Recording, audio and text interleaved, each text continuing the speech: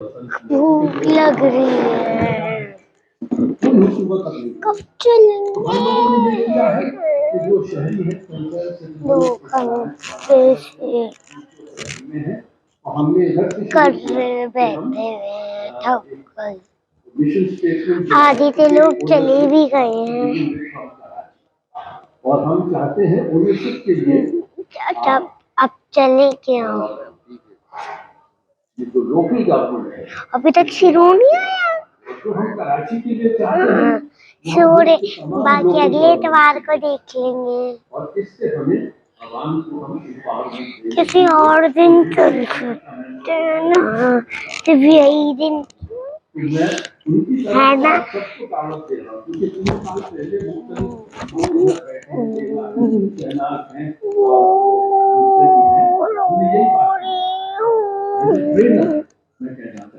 जल्दी चले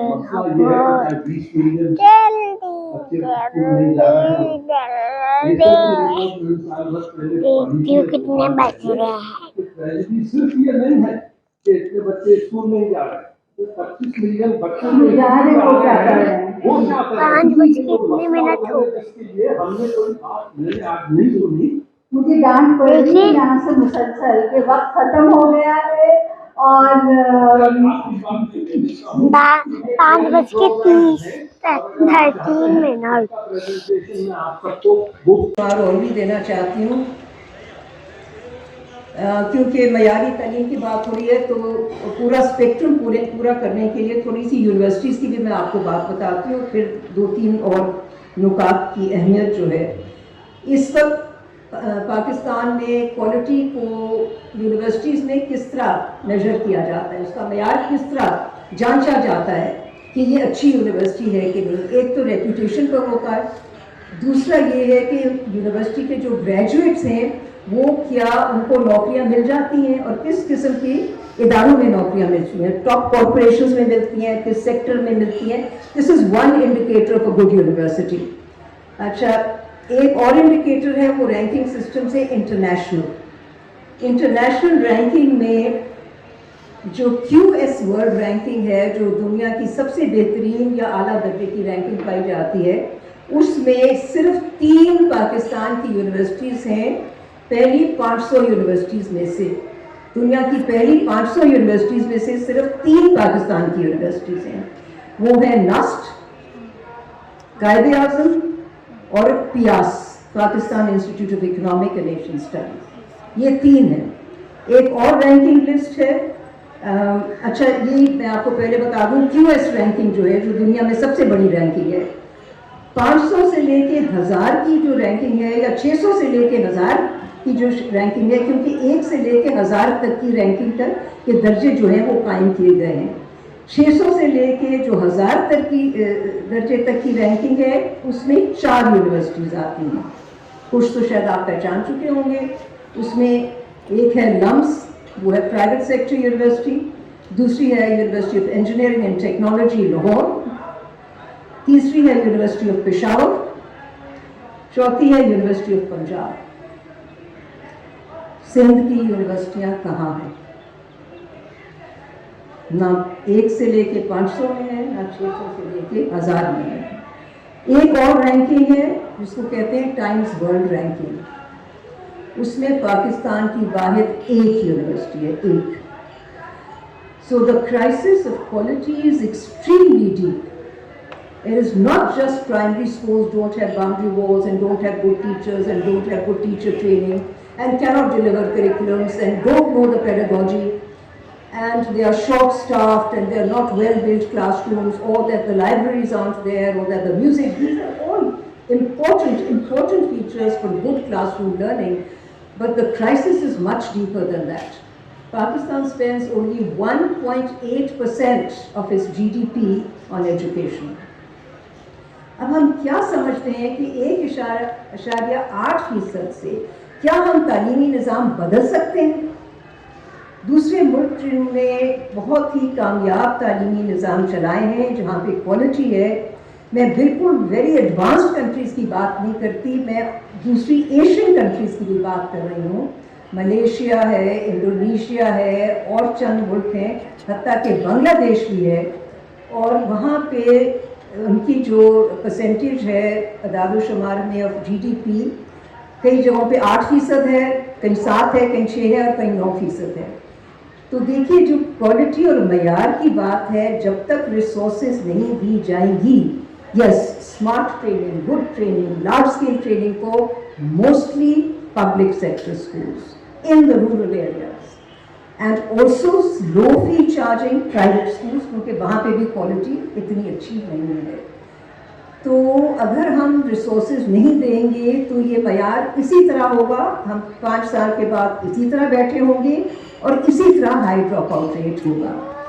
Pakistan is facing a very serious economic crisis, और हम हमेशा बात करते हैं हमारी इंडस्ट्री चला लेंगे, एक्सपोर्ट बढ़ा देंगे और बड़ी तेज़ रफ्तार से इस डिफॉल्ट सिचुएशन से जब हम निकल आएंगे तो Pakistan will move towards industrial prosperity and growth. We will not be able to do any of that. जिस किस्म के बच्चे स्कूलों में, कॉलेजेस में, टेक्निकल इंस्टीट्यूट्स में और यूनिवर्सिटीज़ में जिस किस्म का मयार चल रहा है, we cannot produce the type of student who will build the modern infrastructure of industry को एड्रेस नहीं करेंगे। तो बहुत एफर्ट जो हो रहे हैं वो मैं समझती हूँ they are really exceptional, that in this situation where there is hardly any state support, there is society support. Society supports the need for good schooling and good education. Citizens support it, but the state does not fully support it. And this is not just in Sindh, it's everywhere.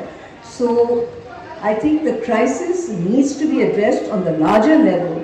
If we do not do something about rapid population growth, we do not do something about increasing resources and improving management of education, बहुत मुश्किल है quality achieve करना।